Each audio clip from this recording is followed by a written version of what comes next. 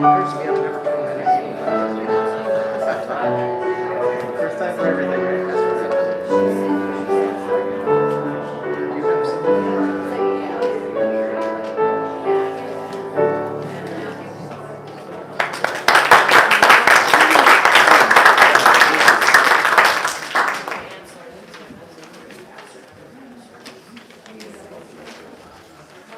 Good morning. Good morning. Wow, what a beautiful group out here. April showers have brought you out. That's wonderful.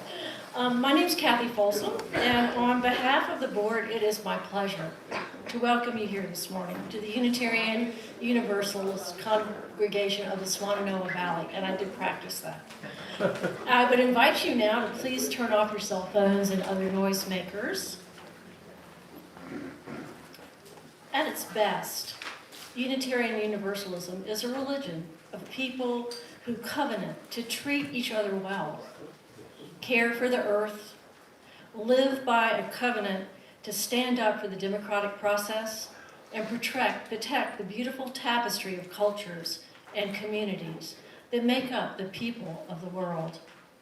Love is the core from which we build.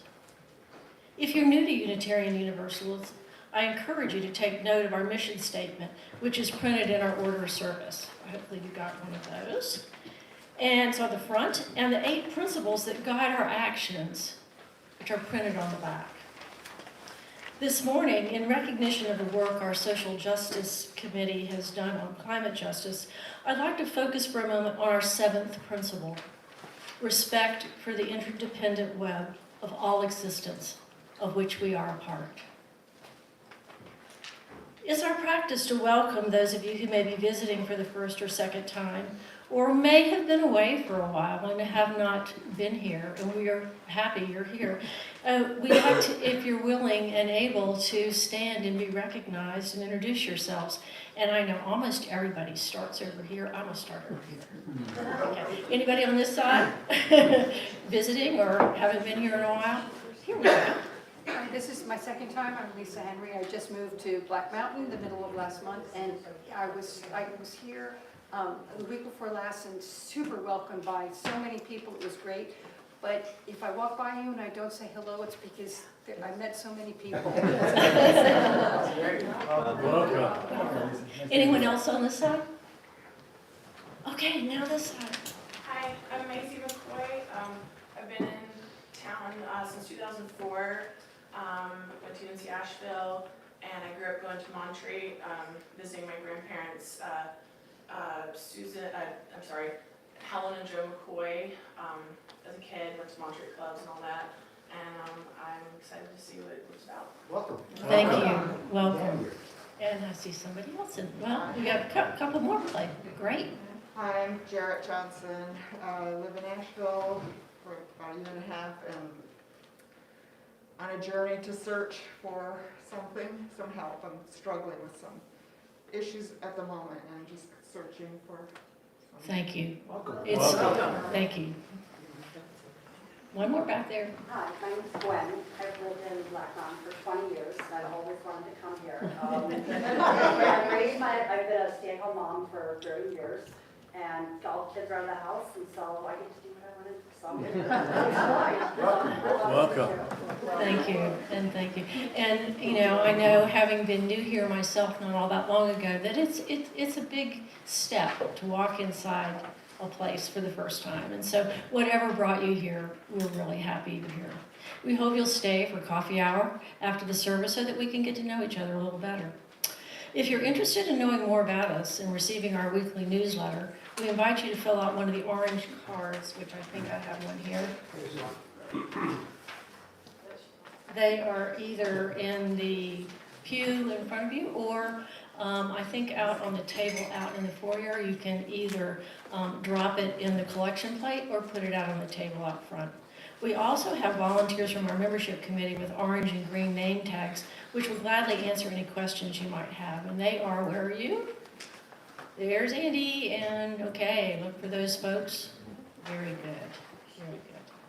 Now, I'd invite us all to join together to read our land acknowledgement statement. It is printed on the back of our order of service. I'll give you a moment to find it.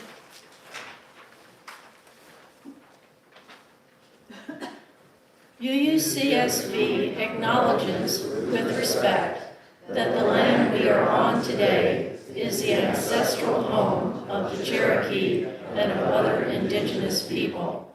The Cherokee, through stewardship, understanding, and conservation, survive and thrive in this land.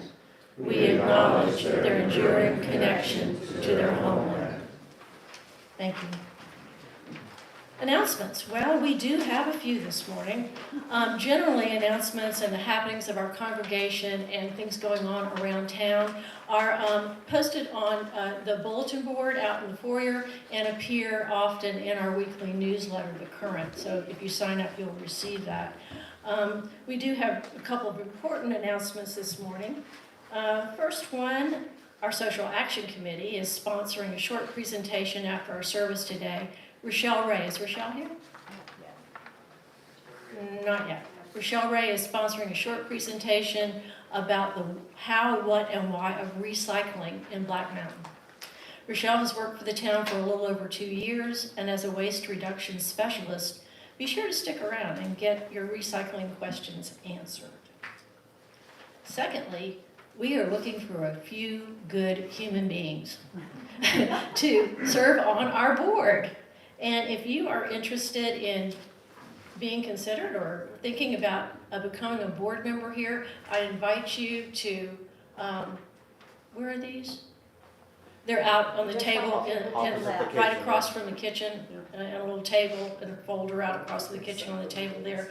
So I would encourage you to go ahead and sign up. That would be great. And we do want to get those in by May. So if you would think about that, that would be wonderful. Now, let me put on my auction hat. It's auction time, all right. There will be a table in the portico after the service for the next few Sundays, staffed with helpful human beings wearing colorful name tags. Where are you?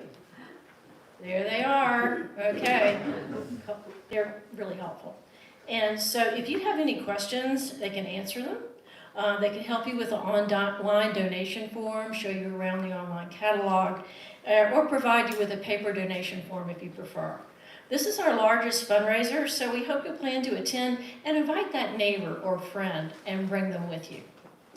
Now, no more announcements. Let's get our service started.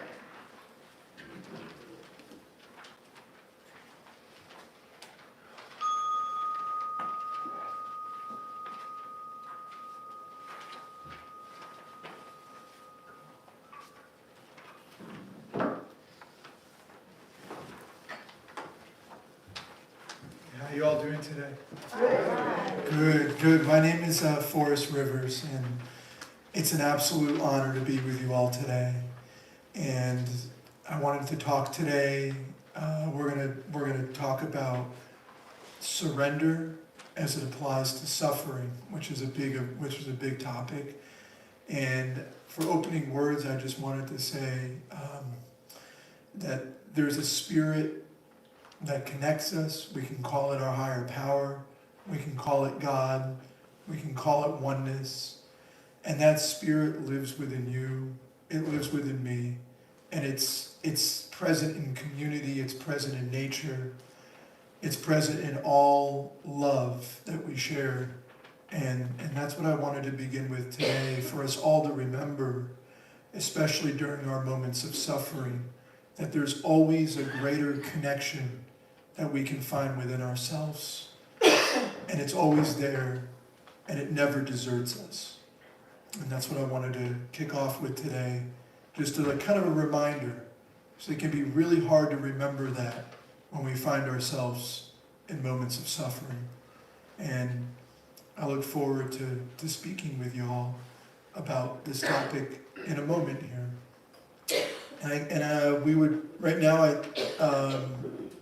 We're going to turn to, is it number 86? Yes. Number 86. Number 86, Blessed Spirit of My Life. I don't know if any of you are familiar with this or not, and there's a lot of new people here, I'm gonna play it through once first before I expect you to sing it.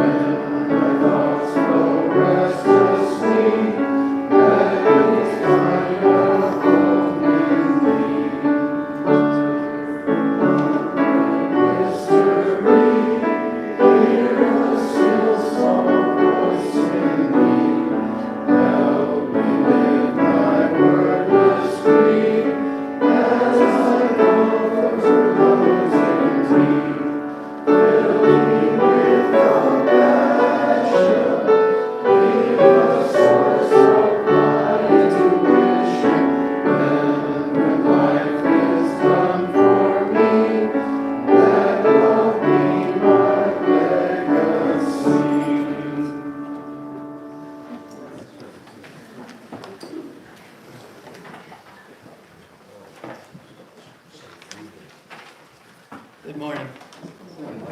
I am Deb. I am pinch hitting for Rochelle this morning, so you are not seeing things different than what this is. The reading today is from the author Chris Jimerson, Who Am I Not to Be Blessed? In the moonlit shadows at the edge of night-darkened oak trees, I see it. Across sunny pathways, in the buzzing of insects, amongst the flowering forest greenery, I hear it. From the touch of one's loved, the embraces of those gone before me, I feel it. In the poems I love dearly, the songs that speak to my heart, the sculpture that catches my imagination, the discoveries still to be made, I sense it. It is in the fire of distant suns, the cool drip of waters, the slight chill in the breeze, the laughter of children, no matter what their age, old and young, grown and still small. It is the breath of life, the stardust of souls, the magic of remembrance. Who am I not to surrender to it in gratitude? Who am I to not be blessed? And this is now the part of our service where you may come up and either drop a stone into the water or light a candle to convey any joys and concerns that you have. The floor is yours.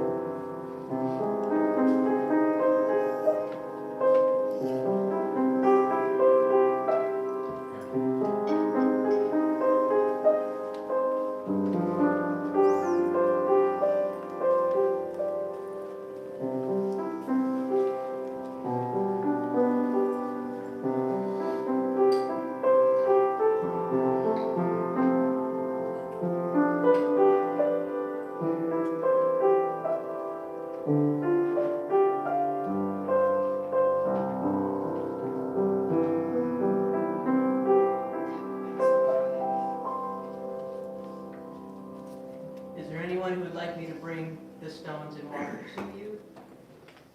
Then I will drop an additional stone for any of you who have chosen not to come up. Know that we keep you in our hearts and minds.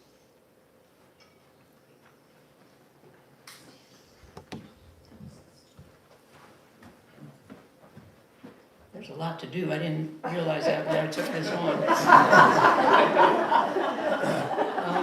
Okay, we are at the offertory section at this point. We appreciate in advance your generosity.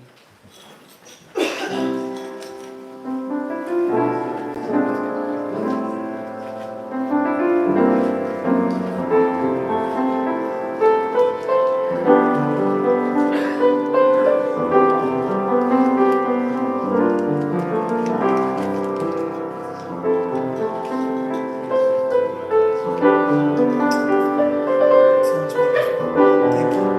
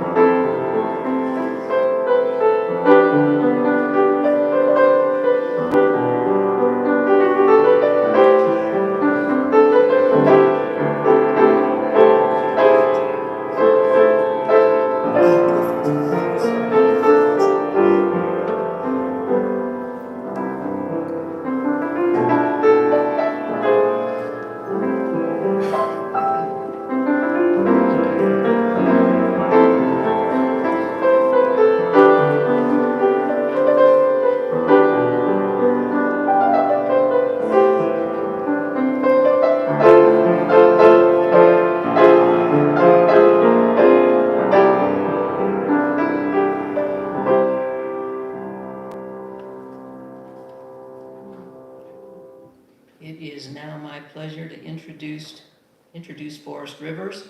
Forrest is a meditation teacher, inspirational speaker, and spiritual writer from the Blue Ridge Mountains of North Carolina. He's the author of 2 books, which you will find out in the portico: The Hippie Revival and Collected Writings, and Humanity's Spiritual Rebirth, Lessons Lived and Learned from a Pandemic. When Forrest isn't teaching, writing, or speaking, he can be found hiking in the woods with his beloved dog, Abbie, which I just found out is 15 years old. Forrest, it's all yours. Thank you so much, Kathy.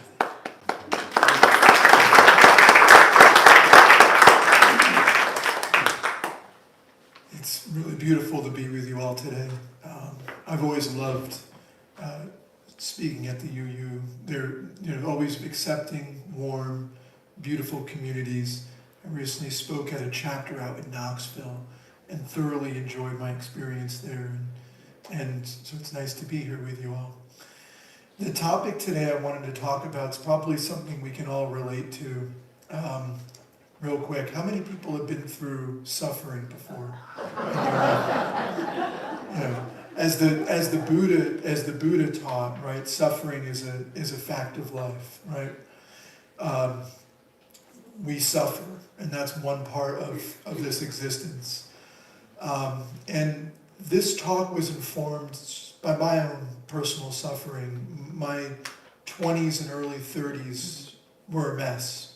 I fell into a deep period of alcohol abuse and ended up in rehab and hit rock bottom for a period.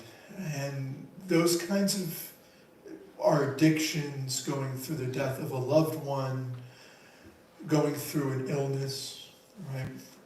Those really test our ability to keep our faith and find our light through suffering. So it leads into a discussion about surrender. And surrender is key to being able to navigate our way through suffering into the light of healing. Right? Now the meaning of suffering, or the meaning of surrender, it's really powerful, right? When I would argue through surrender, inner surrender, is how we find our way through our suffering. We're not going to find our way through our suffering if we don't learn to surrender. So what does it mean to surrender, right?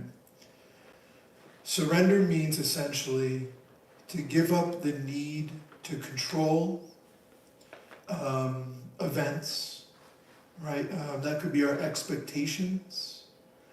That could be our need to control the circumstances as events are occurring in our life. And it's learning to accept what is through faith in our higher power, right? So really it's just learning to accept things as they are, however uncomfortable that might be, right? And we find that through our faith in our higher power.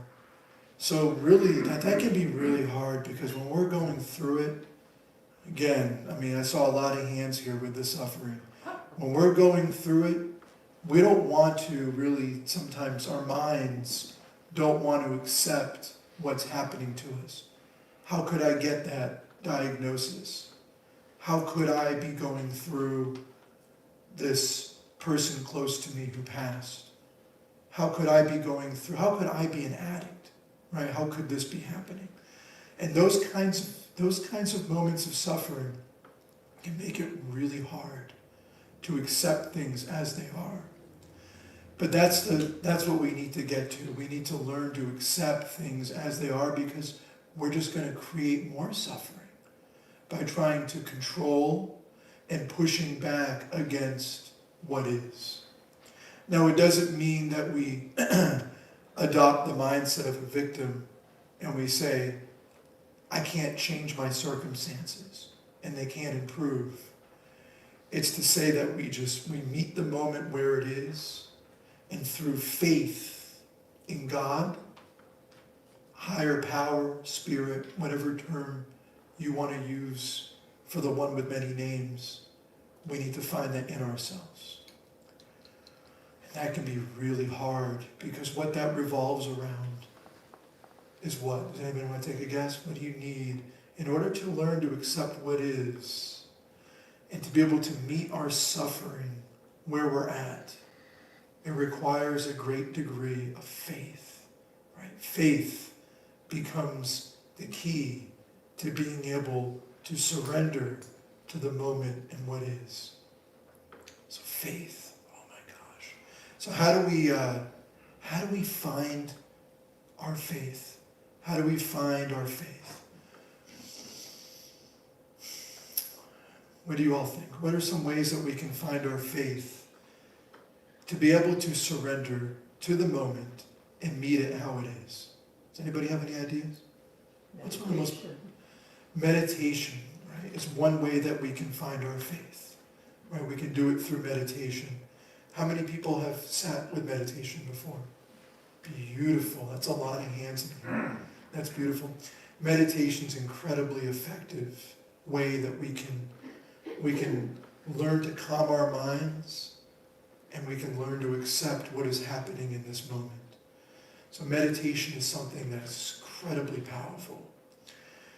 when we're able to still our minds, what meditation also does is it opens our hearts. Right? How many people have found that before? When you meditate and your mind gets quiet, then you can actually tune into the presence that is within each of us, of that God presence, of the energy of our higher power that lives within us. You know, our higher power is not out there. It's not separate from us. We are one with it. It lives within us. It lives in the earth. It's everywhere. And when we can quiet our minds, we can feel the presence of God within us. And when we can feel that presence, that's when our faith begins to blossom. That's when our faith begins to blossom. And when our mind's quiet, our heart's open, and we can begin receiving the messages that God or the One is trying to communicate to us. And then the highest form of meditation becomes prayer. And prayer is essentially when we're able to establish a mode of communication with God, with our higher power. But we can't have that communication if our minds are everywhere but here, everywhere else but here. So meditation is really important to finding our faith to be able to surrender. Prayer is extremely important, right? She agrees. I think that's what woke her up. So we need to find faith in order to be able to surrender to the moment of what is. That is exceptionally important. Now, a way that we can do that, the way we can build our faith in order to help us through our deep moments of suffering, that's when we really need to draw on that faith. We really need to draw on our faith when we're suffering more than anything. It's easy to have faith when things are going great, when events are going your way, when the joyous moments of life are occurring. But we really need that faith when we're suffering.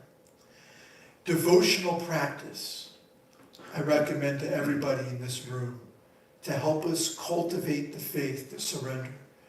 Has anybody ever chanted before? Okay, chanting is something, believe it or not, that helps you cultivate a great faith within you that can help us meet our moments of suffering.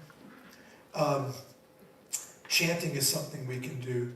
Setting up in the East they call it a puja table. In the West, we might use the term a personal altar, right? Setting up some kind of devotional space in our homes that we go to every morning and we pray in front of. Like I have at my house, I have a picture of my personal spiritual gurus, and I have other holy beings up there. I have pictures of Christ and Buddha and Neem Karoli Baba and Baba Ram Das, who's my personal guru. And I have pictures of Shiva and Krishna, and I have a little painting of Mother Earth, all to kind of remind me that there's a greater divine presence that's guiding my path. And it's really important, right, to remember through devotional practice that there's always a divine presence guiding our path, even in our moments of suffering. Even in our moments of suffering. Now the big question. How do we surrender in our moments of suffering? And more importantly, how do we find God's grace in our moments of suffering? Well, we find it through the act of surrender itself, right? Through the act of surrender. We can't surrender without faith, right?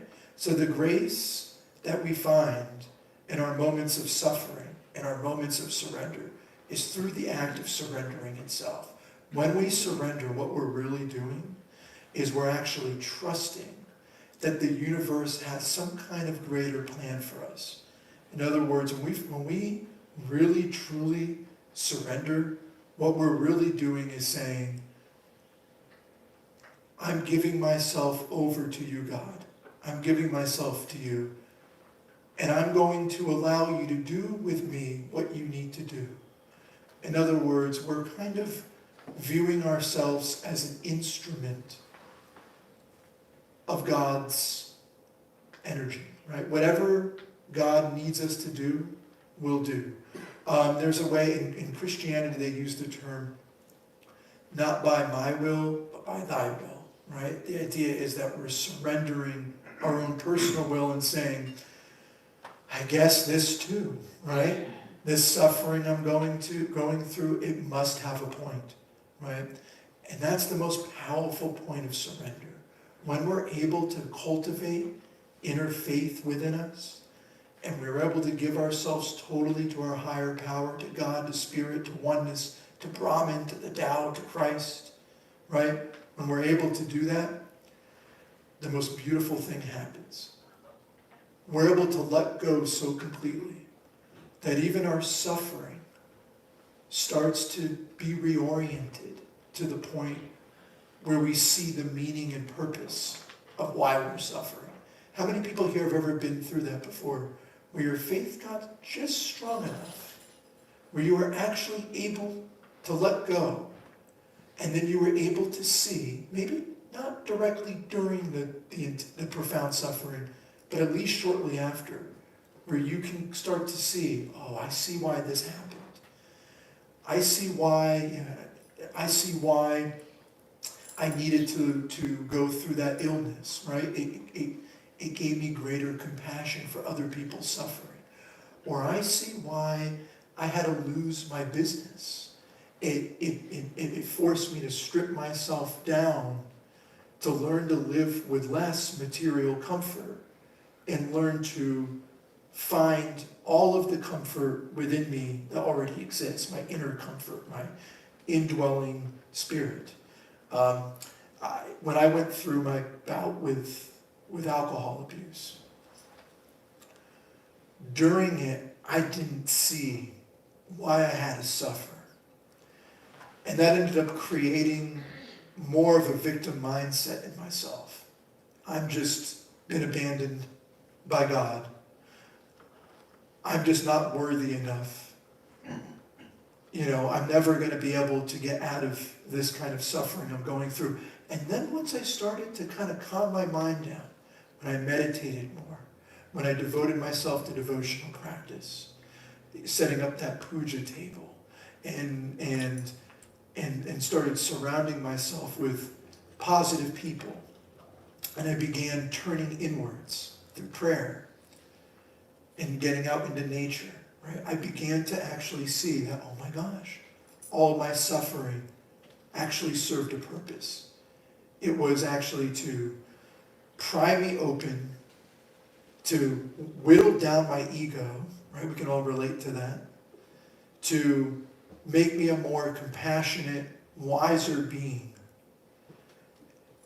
and to devote me to service to humanity, right?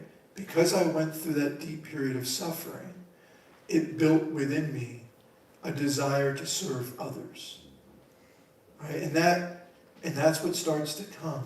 The grace we experience through our surrender is the faith that comes through the act of surrender, right?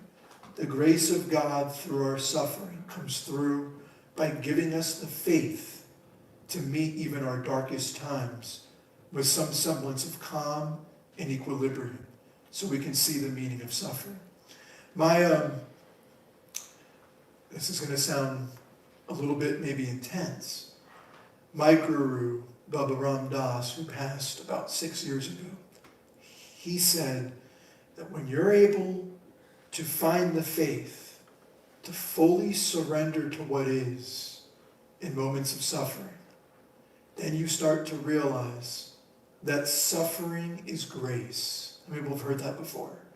Suffering is grace. I know that sounds like, who wants suffering? Who wants to suffer? And he's not talking about self-inflicted suffering.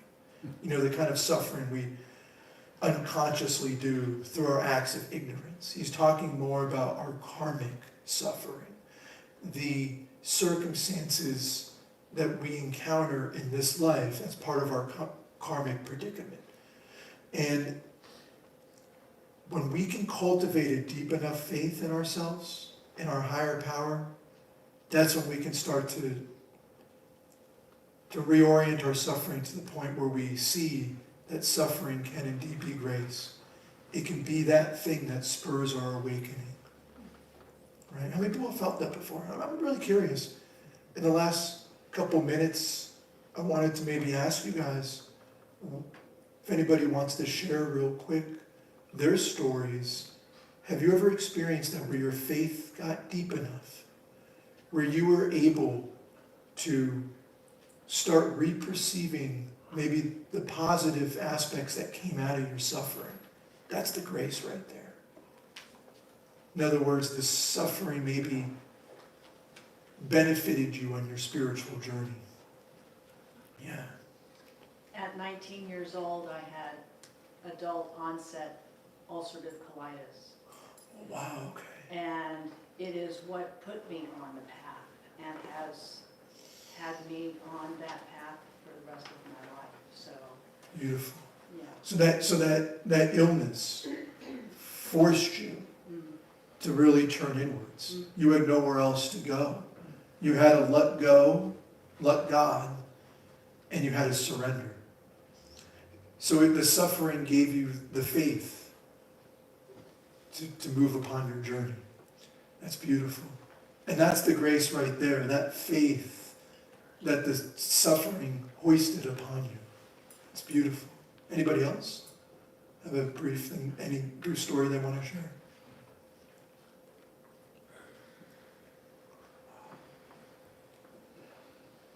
Yeah, please. I started coming to these services to reconnect and to look for the mission that I will have in the future, knowing that it's not so much knowing that where I am and where I've got to is the result of my life to date, and knowing that it is now time to learn some lessons from that and to choose a path that enables me to give back. Beautiful. Beautiful. And those who have been through suffering, usually when they come out the other side, if they're able to fully surrender, find just that the direction of their life takes on that of a path of service. And in the East, they call it karma yoga, right? Where you start to serve. You realize that your point is to serve because you've been through the suffering. And then you realize that you want to dedicate your life to alleviating that suffering in others. So that feeling. Yeah, I might not be all the way there yet. Sounds like you are. I mean, the fact that you want to serve others and devote your life to that, it suggests you're already there. And I think a lot of us are already there even if we don't know it, right? It's there. Anybody else in the last couple of minutes here before I have to turn it back over? Yeah. Yeah, I have never felt that I need to overcome suffering because I accept everything that is. Beautiful. And you know, some of it's bad, some of it's good, and I go with it, and I understand it. I feel I understand it at least, and I've never felt any need for a spiritual background to that. It's just I accept the universe as it is. I accept myself as I am. Some of it's good, some of it's bad, and I'm happy to be here. It's beautiful. Yeah, the idea is to try to get to the point in our life where we can just roll through the suffering, through the good times, without becoming overly attached to anything. We just accept what is in the moment. Actually, as you said that, Walt, there's a really quick story that comes to mind that speaks to that, where we get to the point where we can move through life, navigate life, without becoming overly attached to our suffering and overly attached to the good times or the bad times. And that comes through like the surrender to the moment. It's a story from ancient China, real quick. There once was a farmer, and his horse ran away. And back then, the horse was extraordinarily important. We're talking millennia, back. And the horse ran away. And his neighbor came by, the farmer's neighbor, and he said, "What terrible, terrible circumstances." And the farmer said calmly, "You never know." The next day, the horse came back with 5 new horses, and they were all young. And the neighbor comes over and says, "Oh my goodness, what amazing fortune. Wow, these horses, you have 6 horses now." And the farmer said, "You never know." The next day, the farmer's son was breaking in one of the horses, and he fell off and broke his leg. And the neighbor comes over and says, "What terrible misfortune. Your son just broke his leg. How is he going to help out on the farm? Terrible misfortune." And the farmer says, "You never know." The next day, the cavalry comes through to take every family's firstborn son to go fight in a war. And they pass by the son because he had a broken leg. And the neighbor comes over and he says, "What amazing fortune you have." And he says, "You never know." And he goes on and on. So what Walt was speaking to, right, is the idea that just learning, when we surrender, we just learn that we accept what is. We don't really become overly attached to our suffering. The good times, the bad times, they are what they are. They're all part of the dance, right? They're part of the dance of the divine. And we just learn to just surrender into the moment. So Walt, that's probably gotten you through life with quite a bit of equilibrium and peace. For 90 years. For 90 years. Everybody hear that. That's incredible. That's unbelievable. And you're 90 and you're thriving, and there's probably a reason. Partly, maybe the genes are good too. But there's also, but seriously, it's that attitude of surrendering to the moment that will get you very far in life. And just to add to it, I have cancer right now. That's part of it. So you probably have a lot of gratitude for life too. Yeah.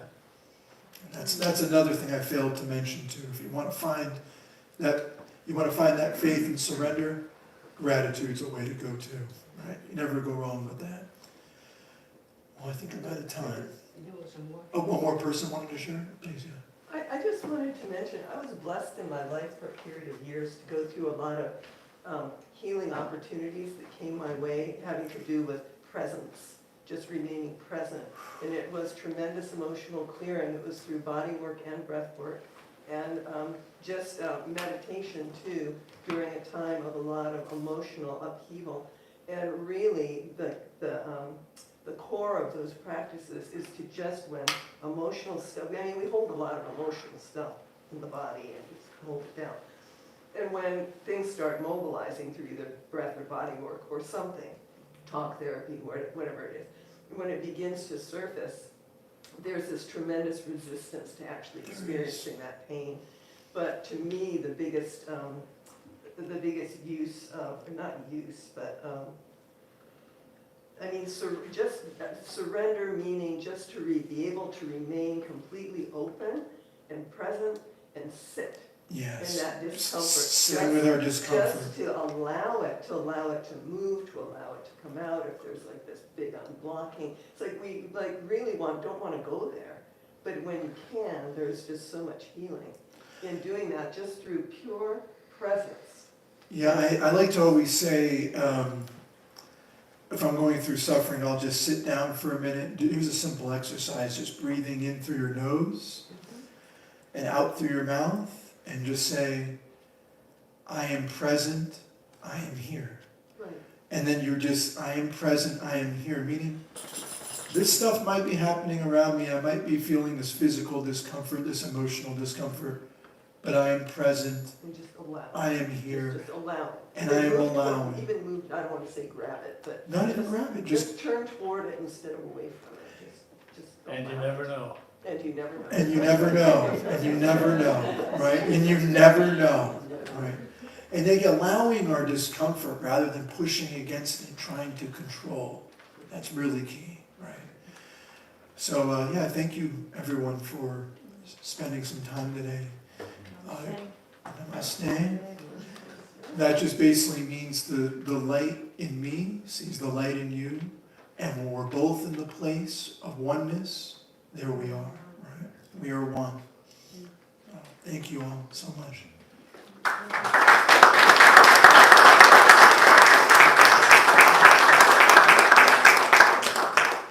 The closing hymn is number 90. Another unfamiliar hymn. And we will muddle through as well.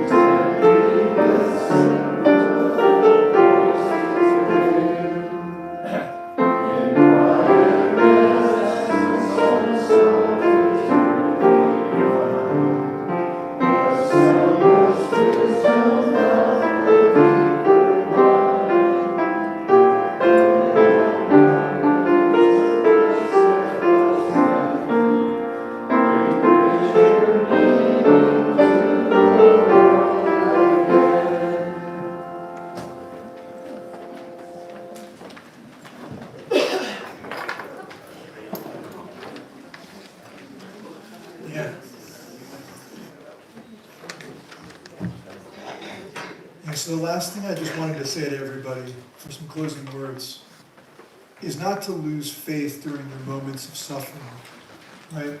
Not to lose faith. Whatever you're going through, know that you will pull through, whatever it is, Or not. and knowing that you have an inner reservoir of strength and courage within you that can get you through any kind of period of suffering, truly. And it lives and it exists within you. And you can draw on that faith anytime. So don't lose hope and don't lose faith. And that's all I really wanted to say. And I'd be happy to talk to anybody. I'll be at a table with some books after the service, and I'd love to talk to you and connect with everybody. And you all are lucky to have a community here like this. And I think during these times especially, with a lot of the, let's just say this, a lot of the chaos we're seeing in the world right now, read between the lines on that statement, right? We really need each other, and we need community. And spaces like this, of the Spirit, are incredibly important. So, thank you so much, y'all.